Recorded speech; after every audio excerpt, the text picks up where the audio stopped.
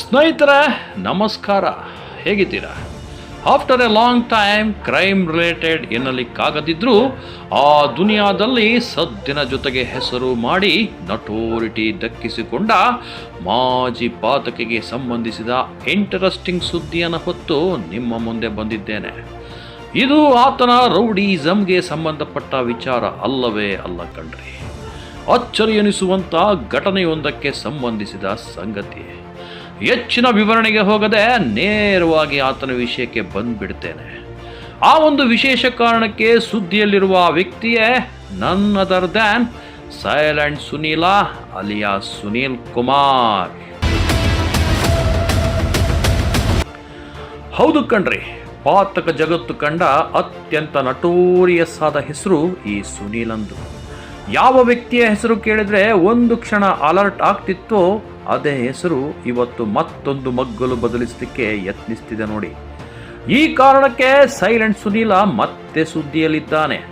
ಒಂದಷ್ಟು ಅವಧಿಯಿಂದ ಯಾವುದೇ ಆಕ್ಟಿವಿಟೀಸ್ ಇಲ್ಲದೆ ಸೈಲೆಂಟ್ ಆಗಿದ್ದ ಸುನೀಲ ಸುದ್ದಿ ಆಗೋಕೆ ಕಾರಣವೇ ಆರ್ಟ್ ಆಫ್ ಲಿವಿಂಗ್ ನ ರವಿಶಂಕರ್ ಗುರೂಜಿ.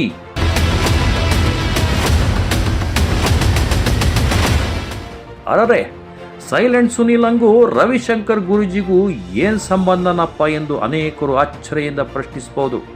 ಕಾರಣ ನಿಜಕ್ಕೂ ಇದೆ ಕಣ್ರೆ. ರವಿಶಂಕರ್ ಗುರೂಜಿಯವರನ್ನ ಭೇಟಿ ಮಾಡಿ ಆಶೀರ್ವಾದ ಪಡೆಯುವುದರ ಹಿಂದೆಯೂ ಒಂದು ನಿರ್ದಿಷ್ಟ ಕಾರಣವಿದೆ. ಆ ಕಾರಣವನ್ನ ಇವತ್ತಿನ ಸ್ಟೋರಿಯಲ್ಲಿ ಹೇಳ್ತೇವೆ, ಕೇಳಿ. ಅಂದಾಗೆ ಇವತ್ತಿನ ಎಪಿಸೋಡ್ನಲ್ಲಿ ಸುನೀಲನ ಪಾತಕಗಳ ಬಗ್ಗೆ ಆಗಲಿ ನಟೋರಿಟಿ ಕುರಿತಾಗಲಿ ಹೇಳೋಕೆ ಹೋಗೋದಿಲ್ಲ. ಬದಲಿಗೆ ಆತ ಬದಲಾಗುವ ಸನ್ನಾಹದಲ್ಲಿ ಮಾಡ್ತಿರೋ ಸರ್ಕಸ್ಸು, ಹರಸಾಹಸ, ಪ್ರಯತ್ನ, ಅಟೆಂಪ್ಟ್ಗಳು, ಅದಕ್ಕೆ ಸಿಕ್ಕ ರೆಸ್ಪಾನ್ಸು, ರಿಸಲ್ಟ್ಗಳ ಬಗ್ಗೆ ಹೇಳೋಕ್ಕೆ ಬಂದಿದ್ದೇನೆ ನೋಡಿ. ಆದರೆ ಆ ಅಟೆಂಪ್ಟ್ಗಳು ಎಷ್ಟರ ಮಟ್ಟಿಗೆ ವರ್ಕೌಟ್ ಆಗುತ್ತೆ ಅನ್ನೋದನ್ನು ಊಹಿಸಲಿಕ್ಕೆ ಮಾತ್ರ ಆಗ್ತಿಲ್ಲ. ಯಾಕಂದರೆ ಅದು ನಮ್ಮ ಸಮಾಜದ ದೃಷ್ಟಿಕೋನ ಹಾಗೂ ಅಭಿಪ್ರಾಯದ ಮೇಲೆ ನಿಂತಿರುತ್ತೆ ನೋಡಿ. ಸೈಲೆಂಟ್ ಸುನೀಲ ಎಲ್ಲವನ್ನು ಬಿಟ್ಟು ಸಮಾಜದಲ್ಲಿ ನಿಯತ್ತಾಗಿ ಬದುಕೋಕೆ ಪ್ರಯತ್ನ ಮಾಡ್ತಾನೆ ಇದ್ದಾನೆ. ಆದರೆ ಆತನ ಹೆಸರಿಗೆ ಅಂಟಿರುವ ಪಾತಕದ ಕಳಂಕ ಮಾತ್ರ ಅದಕ್ಕೆ ಅವಕಾಶ ಕೊಡ್ತಾನೆ ಇಲ್ಲ ನೋಡಿ. ಆದರೂ ಆತ ಪ್ರಯತ್ನ ಮಾತ್ರ ಬಿಟ್ಟಿಲ್ಲ. ಅದರ ಭಾಗವಾಗಿ ಆತ ರವಿಶಂಕರ್ ಗುರೂಜಿಯವರನ್ನ ಭೇಟಿ ಮಾಡಿ ಅವರಿಂದ ಆಶೀರ್ವಾದ ಪಡೆದಿದ್ದಾನೆ. ಆಶೀರ್ವಾದ ಪಡೆಯೋದರ ಹಿಂದೆ ಹೊಸ ಪ್ರಯತ್ನಕ್ಕೆ ಕೈ ಹಾಕ್ತಿರೋದಕ್ಕೆ ಯಶಸ್ಸು ಸಿಗಲಿ ಎನ್ನುವ ಉದ್ದೇಶವಿದೆ ಅಂತಲೂ ಕೂಡ ಹೇಳಲಾಗ್ತಾ ಇದೆ. ಹೌದು, ರವಿಶಂಕರ್ ಗುರೂಜಿಯವರನ್ನ ಸೈಲೆಂಟ್ ಸುನೀಲ ಭೇಟಿ ಮಾಡಿದ್ದಲ್ಲದೆ ಅವರ ಜೊತೆ 10 ನಿಮಿಷ ಕೂಡ ಮಾತನಾಡಿದ್ದಾನಂತೆ. ಆ ಮಾತಿನ ಲಹರಿಯಲ್ಲಿ ತನ್ನ ಭವಿಷ್ಯದ ಯೋಜನೆ ಹಾಗೂ ಯೋಚನೆಗಳ ಬಗ್ಗೆ ಚರ್ಚೆ ನಡೆಸಿದ್ದಾನಂತೆ. ಅದಕ್ಕೆ ಗುರೂಜಿಯವರ ಆಶೀರ್ವಾದ, ಸಲಹೆ ಬೇಕು ಅಂತ ಮನವಿ ಮಾಡಿಕೊಂಡಿದ್ದಾನಂತೆ. ಇದಕ್ಕೆ ಗುರೂಜಿ ಕೂಡ ತಥಾಸ್ತು ಎಂದಿದ್ದಾರೆ. ಗುರೂಜಿಯವರ ಆಶೀರ್ವಾದದಿಂದ ಆನೆ ಬಲ ಬಂದಂತಾಗಿರುವ ಸುನೀಲನಲ್ಲಿ ಇವತ್ತು ಎಂಥ ಯುದ್ಧವನ್ನು ಬೇಕಾದರೂ ಗೆಲ್ಲುವ ಅತ್ಯಂತ ದೊಡ್ಡ ಆತ್ಮವಿಶ್ವಾಸ ಮೂಡಿಬಿಟ್ಟಿದೆಯಂತೆ ನೋಡಿ. ನಿಮ್ಮಲ್ಲಿ ಸಾಕಷ್ಟು ಜನಕ್ಕೆ ಗೊತ್ತಿಲ್ಲ ಅಂತ ಅಂದ್ಕೊಂಡಿದ್ದೇನೆ ನೋಡಿ. ತಲಗಟ್ಪುರದಲ್ಲಿರುವ ಆರ್ಟ್ ಆಫ್ ಲಿವಿಂಗ್ ಕೇವಲ ಆಧ್ಯಾತ್ಮ ಬೋಧನೆ ಹಾಗೂ ಉಪಾಸನೆಗೆ ಮಾತ್ರ ಸೀಮಿತವಾಗಿಲ್ಲ. ಆ ಆಶ್ರಮದಲ್ಲಿ ಮತ್ತೊಂದು ಮಹತ್ವದ ಕಾರ್ಯ ಅನೇಕ ವರ್ಷಗಳಿಂದ ನಡೀತಲೇ ಬಂದಿದೆ. ಯಾವುದೋ ಕೆಟ್ಟ ಹಾಗೂ ವಿಷಮ ಗಳಿಗೆಯಲ್ಲಿ ಮಾಡಿದ ನಿರ್ಧಾರದಿಂದ ಕತ್ತಲಿನ ಕರಾಳ ಲೋಕಕ್ಕೆ ಸರಿದವರ ಬದುಕನ್ನು ಸುಧಾರಿಸಿ ಮನಪರಿವರ್ತಿಸುವ, ಸಮಾಜದ ಮುಖ್ಯವಾಹಿನಿಗೆ ತರುವ ಅತ್ಯದ್ಭುತವಾದ ಕೆಲಸವೊಂದು ಅಲ್ಲಿ ನಡೀತಾ ಇದೆ. ಅಂದಾಗೆ ಇದರ ಉಸ್ತುವಾರಿಯನ್ನು ಸ್ವಯಂ ಮುತುವರ್ಜಿಯಿಂದ ಗುರೂಜಿಯವರೇ ನೋಡ್ಕೊಳ್ತಿದ್ದಾರೆ. ಇನ್ನೇನು ಬದುಕೇ ಮುಗಿದೋಯ್ತು ಎಂಬ ನಿರಾಶಾವಾದದ ಸ್ಥಿತಿಯಲ್ಲಿದ್ದವರಿಗೆ ಹೊಸ ಬದುಕನ್ನು ಕಲ್ಪಿಸಿಕೊಟ್ಟ ರವಿಶಂಕರ್ ಗುರೂಜಿಯವರನ್ನ ಹಿರೇ ಹೆಮ್ಮೆ ಹಾಗೂ ಅಭಿಮಾನದಿಂದ ಭೇಟಿ ಮಾಡಿ ಆಶೀರ್ವಾದ ಪಡೆದಿದ್ದಾನಂತೆ ಸುನೀಲ. ಅದೇ ವೇಳೆ ತಾನು ತೆಗೆದುಕೊಳ್ಳಲು ಹೊರಟಿರುವ ನಿರ್ಧಾರದ ಬಗ್ಗೆಯೂ ಚರ್ಚೆ ನಡೆಸಿದ್ದಾನಂತೆ. ಇದಕ್ಕೆ ಗುರೂಜಿ ಕೂಡ ಗೋ ಹ್ಯಾಡ್ ಎಂದು ಆಶೀರ್ವದಿಸಿದ್ದಾರಂತೆ ನೋಡಿ.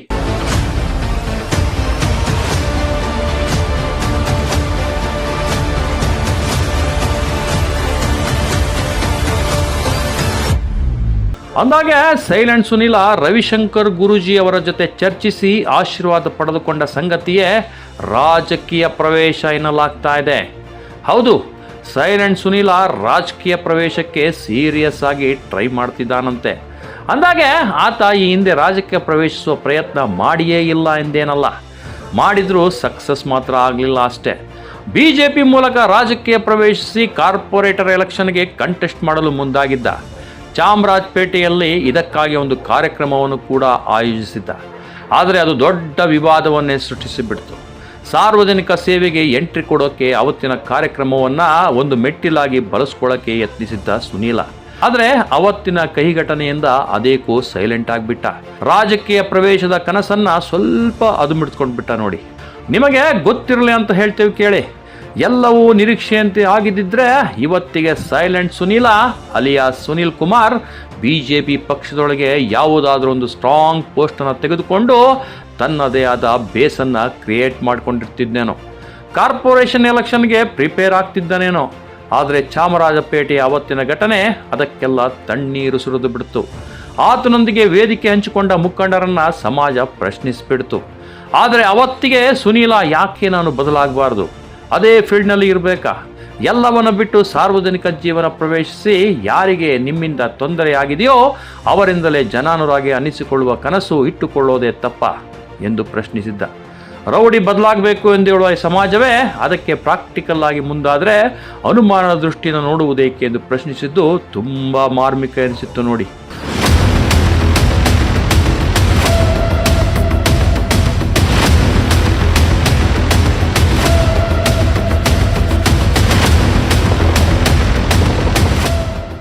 ಚಾಮರಾಜಪೇಟೆಯ ಆ ಇನ್ಸಿಡೆಂಟ್ ಆದಮೇಲೆ ಸುನೀಲ್ಗೆ ಆಕ್ಟಿವ್ ಪೊಲಿಟಿಕಲ್ಗೆ ಬರೋಕೆ ಸ್ವಲ್ಪ ಸಮಸ್ಯೆ ಆದರೂ ಅಂಡರ್ ಕರೆಂಟ್ನಲ್ಲೇ ಆತ ರಾಜಕೀಯ ಕೆಲಸಗಳನ್ನು ಮಾತ್ರ ನಿಲ್ಲಿಸಿರಲಿಲ್ಲ. ಸಮಸ್ಯೆ ಹೇಳಿಕೊಂಡು ತನ್ನ ಬಳಿಗೆ ಬರೋವರಿಗೆ ತನ್ನದೇ ಆದ ರೀತಿಯಲ್ಲಿ ಹೆಲ್ಪ್ ಮಾಡಲಿಕ್ಕೆ ಶುರು ಮಾಡಿಕೊಂಡಿದ್ದ. ಸ್ವಲ್ಪ ಜನಪ್ರಿಯತೆಯನ್ನು ಪಡೆದುಕೊಳ್ಳೋಕ್ಕೂ ಕೂಡ ಶುರುವಾಗಿತ್ತು. ಚಾಮರಾಜಪೇಟೆಯನ್ನೇ ಗುರಿಯಾಗಿಸಿಕೊಂಡು ಸಾಕಷ್ಟು ಕೆಲಸದಲ್ಲಿ ಆಕ್ಟಿವ್ ಆಗಿದ್ದ. ತನ್ನ ಹಳೆಯ ಐಡೆಂಟಿಟಿಯ ಸೈಲೆಂಟ್ ಎನ್ನುವ ಟ್ಯಾಗ್ಲೈನ್ ಕಳಚಿಟ್ಟು ಎಲ್ಲೇ ಫ್ಲೆಕ್ಸ್ ಬ್ಯಾನರ್ಗಳಲ್ಲಿ ಸುನೀಲ್ ಕುಮಾರ್ ಎಂದು ಹೆಸರಾಕಿಸಿಕೊಂಡು ಕೆಲಸ ಮಾಡ್ತಿದ್ದ. ರಾಜಕೀಯ ಪಕ್ಷದ ಮುಖಂಡರ ಸಖ್ಯದಲ್ಲೇ ಇದ್ದು ಪಕ್ಷ ಸಂಘಟನೆಯಲ್ಲಿ ತೊಡಗಿಸ್ಕೊಂಡಿದ್ದ. ಇದು ಪಕ್ಷದ ವರಿಷ್ಠರಲ್ಲೂ ಆತನ ಬಗ್ಗೆ ಒಂದು ಪಾಸಿಟಿವ್ ಆದ ಇಮೇಜನ್ನು ಬಿಲ್ಡ್ ಮಾಡಿತ್ತು. ನಂಬಿಕೆ ಹಾಗೂ ಆತ್ಮವಿಶ್ವಾಸವನ್ನು ಮೂಡಿಸಿತ್ತು ಅನಿಸುತ್ತೆ. ಹಾಗಾಗಿ ಮುಂದಿನ GB ಎಲೆಕ್ಷನಲ್ಲಿ ಚಾಮರಾಜಪೇಟೆಯಲ್ಲೇ ವಾರ್ಡ್ ಕೊಡಿಸ್ತೀವಿ, ಪ್ರಿಪ್ರೇಷನ್ ಶುರು ಮಾಡ್ಕೋ ಎಂದು ಅಭಯ ನೀಡಿರಬೇಕು. ಹಾಗಾಗಿನೇ ರವಿಶಂಕರ್ ಗುರೂಜಿ ಅವರನ್ನ ಭೇಟಿ ಮಾಡಿ ಶುಭ ಕಾರ್ಯದ ಮುನ್ನ ಹರಸಿ ಆಶೀರ್ವದಿಸಿ ಎಂದು ಕೇಳ್ಕೊಂಡಿದ್ದಾನೆ.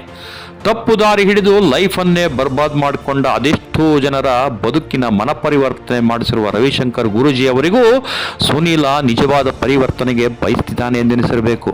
ಹಾಗಾಗಿನೇ ಮನಪೂರ್ತಿ ಹರಸಿ ಆಶೀರ್ವದಿಸಿದ್ದಾರೆ ಅಂತ ಅನಿಸುತ್ತೆ.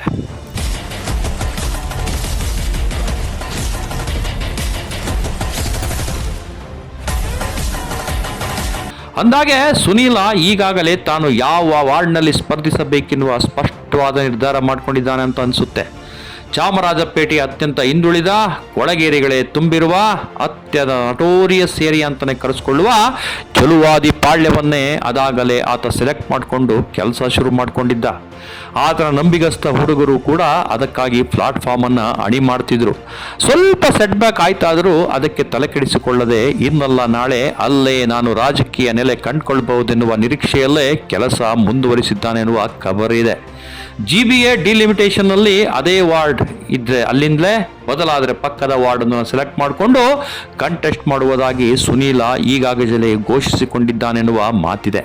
ರಾಜಕೀಯ ಪ್ರವೇಶವನ್ನು ಅಧಿಕೃತವಾಗಿ ಘೋಷಿಸಲಿಕ್ಕೆ ಸಿದ್ಧತೆ ಮಾಡಿಕೊಂಡಿರುವ ಸುನೀಲ ಅಲಿಯಾಸ್ ಸುನೀಲ್ ಕುಮಾರ್ ಅದಕ್ಕೆ ಯಾವುದೇ ತೊಂದರೆ ತಾಪತ್ರಯ ಬರಬಾರದೆನ್ನುವ ಕಾರಣದಿಂದ ರವಿಶಂಕರ್ ಗುರೂಜಿಯವರ ಆಶೀರ್ವಾದ ಪಡೆದಿದ್ದಾನೆನ್ನುವ ಮಾತಿದೆ. ಈ ಪ್ರಯತ್ನವನ್ನು ಸ್ವಾಗತಿಸಬೇಕೋ ಬಿಡಬೇಕೋ ಎನ್ನುವ ಗೊಂದಲದಲ್ಲಿ ಸಾಕಷ್ಟು ಜನ ಇದ್ದಾರೆ ಕೂಡ. ಆದರೆ ಒಬ್ಬ ಮಾಜಿ ರೌಡಿ ಎಲ್ಲವನ್ನ ಬಿಟ್ಟುಬಿಡ್ತೇನೆ, ಬದಲಾಗಕ್ಕೆ ಒಂದು ಕೊನೆಯ ಚಾನ್ಸ್ ಕೊಡಿ ಎಂದು ಮನವಿ ಮಾಡಿಕೊಳ್ತಿರ್ಬೇಕಾದ್ರೆ ಅದಕ್ಕೆ ಅವಕಾಶ ಕೊಡೋದು ಮನುಷ್ಯತ್ವ ಅನಿಸುತ್ತೆ. ಖರಾಬ್ ಬ್ಯಾಕ್ಗ್ರೌಂಡ್ ಇರುವ ಯಾವುದೇ ವ್ಯಕ್ತಿ ಅದೇ ಹಿನ್ನೆಲೆಯಲ್ಲಿ ಬದುಕನ್ನು ಕೊನೆಗಾಣಿಸಿಕೊಳ್ಬಾರದು. ಆತನಿಗೂ ಬದಲಾಗಲಿಕ್ಕೆ ಒಂದು ಅವಕಾಶ ಕೊಡಬೇಕೆನ್ನುವ ಸಮಾಜ ಸಿದ್ಧಾಂತವನ್ನು ಅವಲೋಕಿಸಿ ನೋಡಿದರೆ ಸುನೀಲನಿಗೆ ಸುನೀಲ್ ಕುಮಾರ್ ಆಗಿ ಬದುಕೋಕೆ, ಬದಲಾಗೋಕೆ, ನಮ್ಮ ನಡುವೆ ಇರೋಕೆ, ಇವನ ಸುನೀಲ ಎಂದು ಮೂಗಿನ ಮೇಲೆ ಬೆರಳಿಟ್ಕೊಂಡು ಜನ ನೋಡುವಂತಾಗಲಿಕ್ಕೆ, ಎಲ್ಲಕ್ಕಿಂತ ಹೆಚ್ಚಾಗಿ ಆತನಿಂದ ಸಮಾಜದ ಕಟ್ಟಕಡೆಯ ವ್ಯಕ್ತಿಗೂ ಜನಾನುರಾಗಿ ಕೆಲಸ ಆಗೋದನ್ನು ನೋಡಲಿಕ್ಕೆ ಒಂದು ಚಾನ್ಸ್ ಕೊಡಲೇಬೇಕೆನಿಸುತ್ತೆ. ಏನಂತೀರಾ? ಅಂದಾಗೆ ವೀಕ್ಷಕರೇ, ಸೈಲೆಂಟ್ ಸುನೀಲ್ ಕುಮಾರ್ ಆಗಿ ಬದಲಾಗಲಿಕ್ಕೆ ಈ ಸಮಾಜ ಅವಕಾಶ ಕೊಡಬೇಕಾ? ಗಲ್ಲಿಗೆ ಏರಿಸುವ ಮುನ್ನ ಸಾಯೋರ ಕೊನೆ ಆಸೆ ಏನು ಎಂದು ಕೇಳಿ ಅದನ್ನು ಈಡೇರಿಸಲಿಕ್ಕೆ ಕಾನೂನು ಅವಕಾಶ ಕೊಟ್ಟಿರುವಾಗ ಬದಲಾಗ್ತೇನೆ, ಒಂದು ಅವಕಾಶ ಕೊಡಿ ಎಂದು ಕೇಳ್ಕೊಳ್ತಿರುವ ಸುನೀಲನಿಗೆ ಅವಕಾಶ ಕೊಡೋದ್ರಲ್ಲಿ ತಪ್ಪೇನಿದೆ ಅಂತೀರಾ? ಅಥವಾ ಆತ ರಾಜಕೀಯಕ್ಕೆ ಬಂದರೂ ತನ್ನ ಆಕ್ಟಿವಿಟೀಸ್ ನಡೆಸಲಿಕ್ಕೆ ಅದನ್ನೇ ಸೇಫೆಸ್ಟ್ ಅಸ್ತ್ರವಾಗಿ ಬಳಸಿಕೊಳ್ಳುವ ಅಪಾಯ ಇದೆ ಅಂತೀರಾ? ನಿಮ್ಮ ಪ್ರಾಮಾಣಿಕವಾದ ಕಾಮೆಂಟ್ ತಿಳಿಸಿ ಅನ್ನುತ್ತಾ ಈ ಎಪಿಸೋಡ್ ಮುಗಿಸ್ತಾ ಇದ್ದಾನೆ. Good bye and take care.